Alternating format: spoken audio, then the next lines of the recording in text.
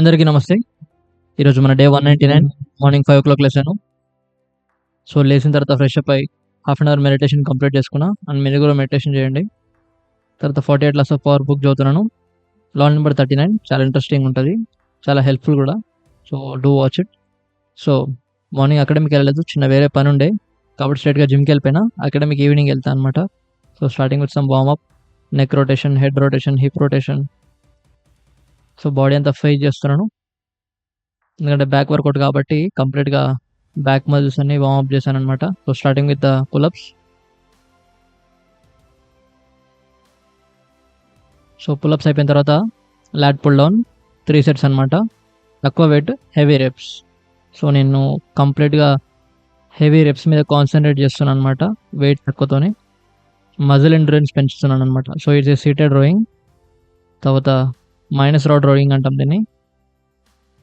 చూడండి ఇంత స్పీడ్‌గా చేయొద్దు బేసికల్‌గా. But we are athletes. మనం కొంచెం స్పీడ్‌గా చేస్తామన్నమాట. So, next T bar. So, బ్యాక్‌వి 4 వర్కౌట్స్ ఫినిష్ అయిపోయినాయి. తర్వాత ఈరోజు బైసెప్ అనమాట. So, seated incline dumbbell curl అంటాం దీన్ని. 3 సెట్స్. ఇది సూపర్ వర్కౌట్ అనమాట బైసెప్స్‌కి.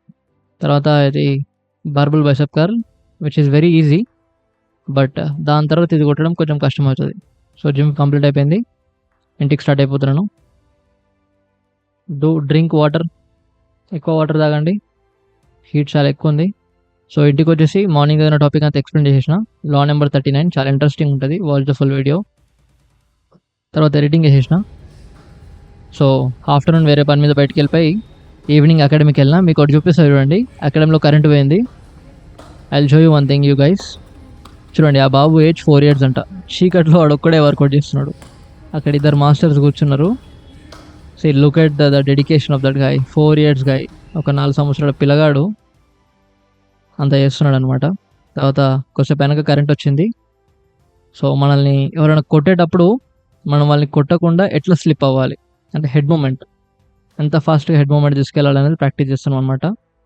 సో, కొంచెం కష్టం అనిపిస్తది. భయం అనిపిస్తది. ఎందుకంటే మొఖం మీద తగులుతదని. But still I tried. కొన్ని తగలకుండా ట్రై చేశా. సో, ప్రాక్టీస్ అంతా అయిపోయింది. ఇంటికి స్టార్ట్ అయిపోతున్నా. And that's all for today guys. Take care everybody. Watch the full video. అందరికీ నమస్తే. Thank you for coming back to channel again. ఛానల్‌కి మళ్ళీ వచ్చాను థాంక్ యూ. ఈరోజు మన డే 199 ఆఫ్ 369. ఈరోజు మనం 48 laws of power book by Robert Greene. ఈ బుక్‌లో లా నంబర్ 39 డిస్కస్ చేయబోతున్నాం అనమాట. ఈ లా నంబర్ 39 ఏంటంటే it's not a new topic for me. నాకిది కొత్త టాపిక్ కాదు. నేను already 'the art of war' book by Sun Tzu. ఆ ఆర్ట్ ఆఫ్ వార్ బుక్‌లో ఇదొక కాన్సెప్ట్ ఉందన్నమాట. చాలా ఫాంటాస్టిక్ టాపిక్. ఆ పిక్ అప్పుడే చాలా క్లియర్‌గా, చాలా డీటెయిల్‌గా డిస్కస్ చేసిన. అండ్ సేమ్ ఈ బుక్‌లో కూడా ఎగ్జాక్ట్‌గా అదే పాయింట్ రాబర్ట్ గ్రీన్ కూడా మెన్షన్ చేసిండనమాట. కాబట్టి ఒకవేళ మీరప్పుడు వినకపోతే, అప్పుడు మీరు నా సబ్‌స్క్రైబర్స్ కాకపోతే, అప్పుడు మీరు ఈ పాయింట్స్ వినకపోతే no worry I will explain this today. ఈరోజు ఇంకా క్లారిటీగా ఎక్స్‌ప్లెయిన్ చేస్తా. ఎందుకంటే ఇంకా కొంచెం ఎక్స్‌పీరియన్స్ ఎక్కువొచ్చింది కాబట్టి, ఇంకా కొంచెం ఎక్స్‌ప్లనేషన్ వే కూడా మారుతది కాబట్టి. So, no don't worry. No the law number 39 is stir up water to catch the fish అంట. So, try to understand. జంతువులలో అన్నిటికంటే ఇంటెలిజెంట్ జంతువు ఏంటి? మనకు తెలిసినంత వరకు చేప. It's very intelligent. అంటే దేన్నన్నా మనం క్యాచ్ చేయొచ్చు గానీ, విత్ బేర్ హ్యాండ్స్ చేపని క్యాచ్ చేయడం చాలా కష్టం. ఎందుకంటే చేప సెన్సెస్ చాలా ఫాస్ట్‌గా ఉంటాయి. చేప చాలా ఫాస్ట్‌గా డెసిషన్ తీసుకోగలుగుతది. చాపది మూవ్‌మెంట్ గూడా చాలా ఫాస్ట్ ఉంటది. అండ్ చాపది రిఫ్లెక్సెస్ గూడా చాలా ఫాస్ట్‌గా ఉంటాయి. సో, అలాంటి టఫ్‌గా ఉండే ఒక చాపను గూడా మనం పట్టాలంటే రైట్? సో, ఏం చేయాలి? అక్కడ నువ్వు చాపని టార్గెట్ జేస్తే you cannot catch a fish. So, అక్కడ మనం ఏం జేయాలి? వాటర్‌ని బాగా తిప్పాలి. వాటర్‌ని ఏం జేయాలి? తిప్పి అంటే ఒక చిన్న అక్వేరియం అనుకోండి. అక్వేరియంలో చాప ఉంది. పట్టుకుంటే దొరకదు. అప్పుడు ఆ చాపను మనం పట్టుకోవాలంటే ఏం జేయాలి? ఫస్ట్ ఆ చాపని కన్‌ఫ్యూజ్ జేయాలి. కన్‌ఫ్యూజ్ జేయాలంటే ఏంటి? అది ఇంటెలిజెంట్ గదా! సో, దాన్ని నార్మల్‌గా వదిలేస్తే అది థింకింగ్ జేస్తది. థింకింగ్ జేసినప్పుడు ఏం జేస్తావు? You cannot catch a fish right? So, అప్పుడు మనం ఏం జేయాలంటే వాటర్‌ని తిప్పండి. వాటర్‌ని తిప్పడం వల్ల చాపకి లోపడున్న చాపకి కోపమొస్తది. అరే! ఎవడ్రా వీడు నన్ను డిస్టర్బ్ చేస్తున్నాడని. ఆ కోపంతో అదేమైతది పైకొస్తది. అంటే ఏమన్నా ఉంటదా దాన్ని అటాక్ చేద్దామని చాప ఏం చేస్తది? పైకొస్తది. వాటర్‌ని బాగా తిప్పినప్పుడు. సో, తిప్పినప్పుడు చాప పైకొచ్చినప్పుడు ఏమవుతది? ఈజీగా పట్టేయొచ్చు. ఎందుకంటే అక్కడ చాప స్టెబిలిటీ కోల్పోయింది. రెండోదేంటంటే చాపకి యాంగ్రీ అనే ఒక ఎమోషన్ యాడ్ అయింది కాబట్టి, చాప థింకింగ్ చేయడం మానేస్తది కాబట్టి, చాపని ఈజీగా పట్టుకోవడం చాలా easy. So, try to understand very interesting topic here. So, సొసైటీలో మనల్ని గూడా క్యాచ్ చేయడానికి, మనల్ని గూడా లాక్ జేయడానికి, మనల్ని గూడా టెంప్ట్ జేయడానికి చాలామంది ఈ టెక్నిక్‌ని వాడతారనమాట. దీన్ని మనం చాలా వరకు పాలిటిక్స్‌లో జూడొచ్చు. అసెంబ్లీలో జరిగే సమావేశాలుంటాయి గదా! అక్కడ జూడండి. ఆపోజిట్ పర్సన్స్ ఇద్దరు మంత్రులు అంటే sorry opposition and the ruling party. వాళ్ళిద్దరు ఎట్లా మాట్లాడుకుంటారంటే, మాట్లాడుతుంటే ఆ కోపం బీపీ పెరిగేలాగా మాట్లాడుకుంటారు. అంటే మనల్ని ఆఫ్ బ్యాలెన్స్ చేస్తారనమాట. సో, మనల్ని ఆఫ్ బ్యాలెన్స్ చేసినప్పుడు మనకేమైతది కోపమొస్తది. సో, మన కోపం వచ్చినప్పుడు ఏమైతది, మనం థింకింగ్ చేయడం మానేస్తాం. ఎట్లయితే చేప థింకింగ్ చేయడం మానేస్తదో, so, we as a human మనం ఎక్కువ కోపం ఉన్నప్పుడు గమనించండి, మన మైండ్ పనిచేయడం ఆగిపోతది. సో, ఎప్పుడైతే నువ్వు మైండ్ పనిచేయడం ఆగిపోతదో, నువ్వు ఆఫ్ బ్యాలెన్స్ అయిపోయి కంట్రోల్ తప్పేస్తావు. ఇప్పుడు నేను లాక్ చేయడం, క్యాచ్ చేయడం చాలా ఈజీ. కాబట్టి మన ఎనిమీస్ రైట్? మనల్ని ఆపడానికి ఇదొక బిగ్గెస్ట్ టూల్‌గా వాళ్ళు వాడుకుంటారనమాట. మనలకి కోపం తెప్పించి వాళ్ళు అడ్వాంటేజ్ తెచ్చుకుంటారు సిట్యుయేషన్ పైన. కాబట్టి మనమేం జేయాలంటే we have to behave odd. So, చూడండి నన్ను ఎవరైనా మీరు తిడుతున్నారనుకోండి, తిడుతుంటే మనం కోపం తెచ్చుకున్నామనుకో, వాళ్ళు తిట్టిన దానికి వాళ్ళు విన్ అవుతారు. ఎందుకంటే వాళ్ళు మన కోపం తెప్పియాలనుకుంటున్నారు కాబట్టి వాళ్ళు విన్ అవుతారు. బట్ వాళ్ళు ఎంత తిట్టినా నువ్వు నవ్వు. ఓకేనా? ఎంత కోపమొచ్చినా దాన్ని కాపాడుకో, దాన్ని తట్టుకొని, వాళ్ళ యొక్క ఇంటెన్షన్ ఏందో దాన్ని గమనించి, వాళ్ళకి నవ్వు. "అరే! నేను తిడుతుంటే గూడా నువ్వు నవ్వుతావేంట్రా?" అని వాళ్ళకి అయ్యేలాగా చేశావనుకో, అప్పుడు నువ్వు ఆఫ్ బ్యాలెన్స్ కాదు, వాళ్ళు ఆఫ్ బ్యాలెన్స్ అయితారు. సో, నువ్వు ఈ విధంగా నువ్వు కౌంటర్ అటాక్ చేయొచ్చనమాట. అంటే ఇక్కడ ఏంటి? We are not in defensive mode. We are in counter attack mode.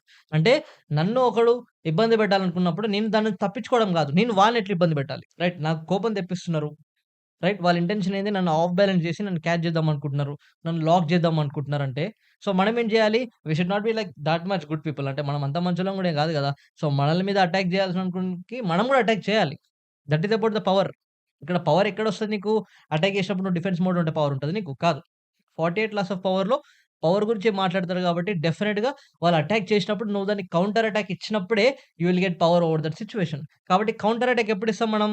వాళ్ళు ఏదైతే మన దగ్గర నుంచి ఎక్స్‌పెక్ట్ చేసి ఒక యాక్టివిటీ చేస్తారో దాన్ని మనం వాళ్ళకి ఇవ్వద్దు. వాళ్ళు తిడుతున్నప్పుడు వాళ్ళు తిట్టేదాని యొక్క మీనింగ్ గమనించి హర్ట్ గాకుండా, ఎమోషనల్ డ్రివెన్ గాకుండా కామ్‌గా, పేషెన్స్‌గా నవ్వడం నేర్చుకోండి సిట్యుయేషన్‌లో. ఆడ్ సిట్యుయేషన్‌లో నువ్వు నవ్వినప్పుడు నీకు కోపం తెప్పించే పర్సన్‌కి కూడా కోపమొస్తది. సో, అప్పుడు వాడు ఆఫ్ బ్యాలెన్స్ అయితాడు. వారి ఇంటెన్షన్ ఏంది? అసలు ఏం చేద్దాం అనుకుంటాడో నీకు క్లియర్‌గా అర్థమైతుంటది. అప్పుడు నువ్వు ప్రాపర్‌గా స్ట్రాటజీ డిజైన్ చేయొచ్చు.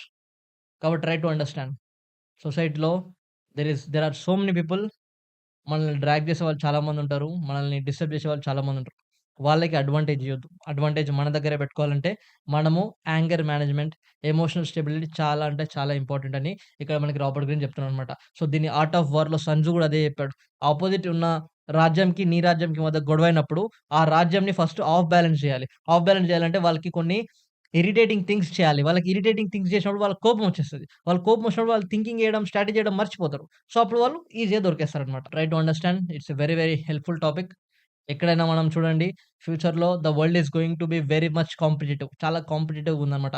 ఈ కాంపిటీటివ్ వరల్డ్‌లో మనకి చాలామంది అపోనెంట్స్ ఉంటారు. మనకు చాలామంది కాంపిటీటర్స్ ఉంటారు. సో, ఆ కాంపిటీటర్స్ నుంచి, అపోనెంట్స్ నుంచి మనం విన్ అవ్వాలంటే we must know certain things. కాబట్టి this is one of them. I hope మీకిది చాలా మంచి ఎక్స్‌ప్లనేషన్ అనుకుంటున్నా. అండ్ మీకు కూడా ఇది చాలా హెల్ప్‌ఫుల్‌గా ఉంటదనుకుంటున్నా. Never make yourself off balance. You have to be all balance all the time. You have to be మెంటల్‌గా ఎమోషనల్ స్టెబిలిటీ తెచ్చుకోండి. Yeah, that's all for today, guys. That's about law number 39. Now, share, like, share, and subscribe. Jai Hind, friends. See you all tomorrow.